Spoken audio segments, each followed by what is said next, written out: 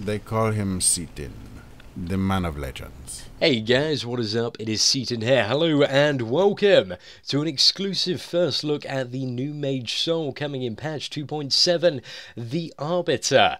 Now, this class is absolutely outstandingly fun to play. Awesome, and it's just really amazing. They have done a bang up job with this.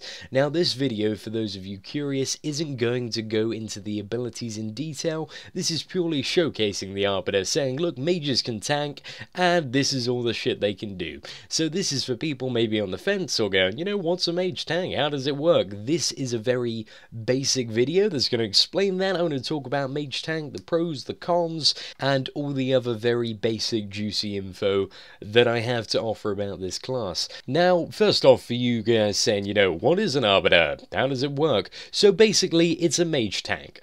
You have the forces of air and water, so all your abilities are either air or water based. Now, very much unlike all of the other mage souls, Arbiter heavily relies on sort of juggling your charge. You have abilities that grant you charge and abilities that consume charge. So in Arbiter, charge isn't just like a toggled ability, you actually have to manage it fairly well to sort of get quite a bit of DPS, and the more DPS, the more aggro, although this class and Rift, tanks in general in Rift, don't really have too much of a problem with aggro, but for those of you looking to min-max, you will need to juggle charge. Now, there are very easy ways to do this. You can sort of macro all your abilities, but to get the most out of this class, you are going to need to sort of manually put everything on the bar.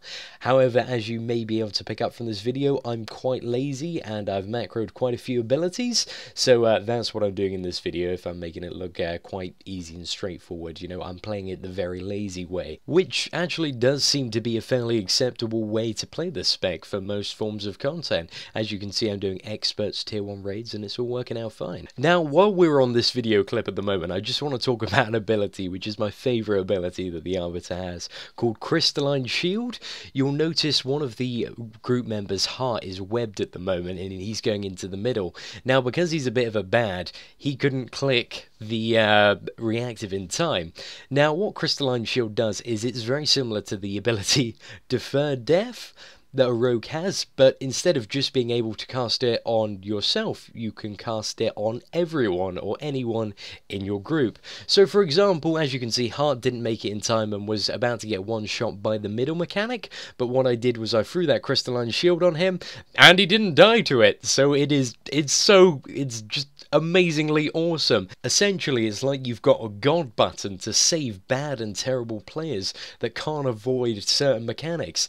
Like for example, in raids like let's just say Grim Awakening, the first boss, Magma Lord Caliban, your target can't make it behind the boulder, he's not going to line of sight, he's going to get one shot, bam! Crystalline Shield saved you, buddy. And the raid from being, well, not the raid actually, he's still not going to get the damaging debuff. But still, you save that guy, you save the healers a combat res, and there are tons of other situations that don't spring to mind at the moment. Maybe like Regulos, or maybe somebody's about to die to an AoE and just Crystalline Shield, oh, you're saved. There are so many cool abilities that the Arbiter has. Another one of my favourites is an ability called Shared Agony. What you can do is you can shield an ally, and you intercept 50% of the damage they receive and replace the ally's toughness with your toughness. So basically, you can turn somebody into a tank for 6 seconds every 30 seconds, which is pretty damn awesome. So if somebody quickly ninja pulls, you can just throw that up and then get the aggro off them. And that's just really awesome. I really like how that works. It's kind of like, you know, you've got two abilities to save bad players and make your runs go smoothly, which is what us sort of veteran players love on our like daily experts and just random raiding with pugs. It's really awesome. Now, some other notable cooldowns that the Arbiter has. The first one is Shield of the North Wind. Now, this puts an absorbed shield on the Arbiter, which absorbs damage equal to 100% of the mage's maximum health, and also deals air damage to attackers when hit. This is pretty bloody OP, especially like when I had the testing gear on this character and I had about 85k health. It does have a 2-minute cooldown, but still an 100% health shield. I don't believe any other tanking class has that at the moment. I think rogues and clerics have like a 50% one on a 1-minute cooldown, so it kind of balances out with that. But yeah, that's pretty damn cool. The other two are Shield Surge, which reduces damage taken by 20% for 4 seconds, and that has a 30-second cooldown. So that's one you can, you know, pop fairly frequently, maybe for like, maybe the boss does a big cleave attack every 20 or 30 seconds, like for example Galidra, and you want to use that every time and try and get that in sync, then you know that's something you can use for that. And the other one is Mana Aegis, which shields the mage, absorbing 30% of damage received, but the mana is reduced by 15% of the damage received. So basically this one kind of eats into your mana pool as well as your health pool. But from sort of playing Arbiter, there aren't really any problems with mana at all, so the mana you lose from this isn't something to sort of be worried about. You're not going to have to worry about going so it shouldn't be too much of a problem to use in most scenarios. Now moving on to sort of the taunts that Arbiter has. Now Arbiter seems to have the most taunts of any class at all, a tanking class. Now it has 4 different taunts. It has a single target pull taunt, so it taunts the target and pulls it to your location. It has an AoE taunt called Icy Command, which pulls up to 5 enemies to the mage's location. It has a single target, just standard taunt, and an AoE taunt that hits up to 10 enemies and forces them to attack the mage. So it has 4 taunts, and it's really awesome that you have 2 different taunts that grip enemies. It makes like tanking really fun. I love grippy taunts. They're like so much fun to play with. The only downside is the single target one does have a 45-second cooldown, so it kind of does suck a bit in comparison to like the warrior taunt, for example, which is Surgeon's Orders, which has an 8-second cooldown.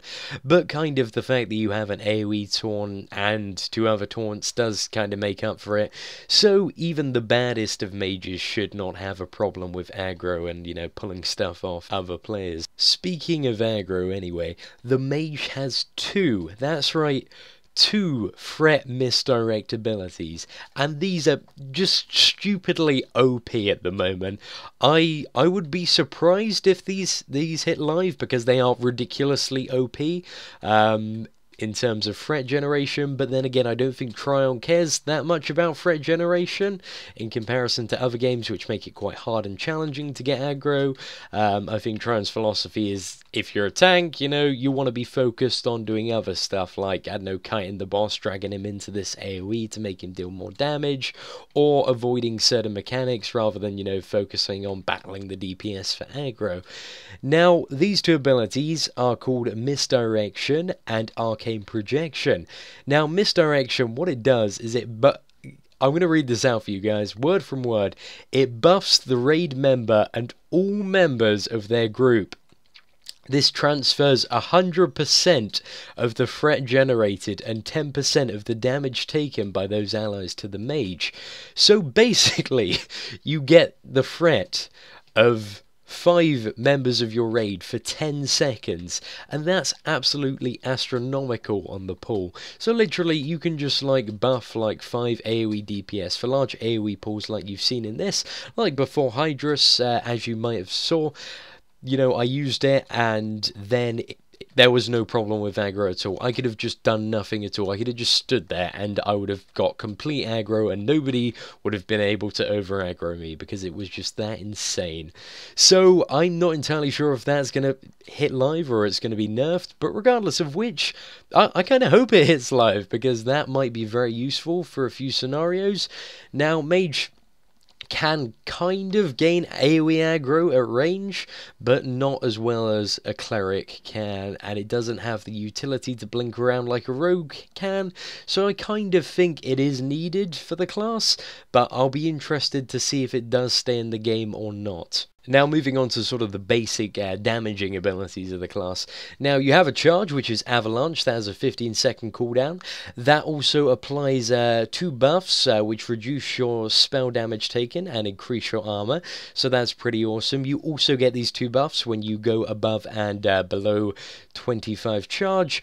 But with sort of the lazy spam macros that I have at the moment, I don't really need to worry about juggling charge. As I said, guys, I'm very lazy in the way that I like to play my class. So I kind of didn't bother too much on that, and it works perfectly fine. You know, I'm not at any disadvantage here. So the basic abilities is you have most of your builder abilities, and like the really good ones you have to be in melee range for, like Galvanic Strike. That's your main charge building ability, but pretty much everything that consumes charge you can use from range. So it's going to be quite interesting juggling sort of moving out on boss fights while also keeping up the DPS. Now you have an ability and a cooldown called Swirling Winds, which gives you 100 charge instantly, and also increases the damage of charge consuming abilities, so there is a lot to play around with there. As I said, guys, this isn't a guide, this is just a brief overview of the class and what it does. I'm going to do a more specific video on both the talent trees and also the abilities, showing off their VFX in more detail, but this is just to showcase Arbiter, say, look, this is an awesome tank in spec, to show it in action, show it doing stuff, killing stuff, explaining the core mechanics. But I'm going to do 2 really juicy videos explaining about the talent points and hybrids and how stuff is allocated. So if you want to see them, subscribe to this channel and they will be out shortly, guys. Take care and have a wonderful day.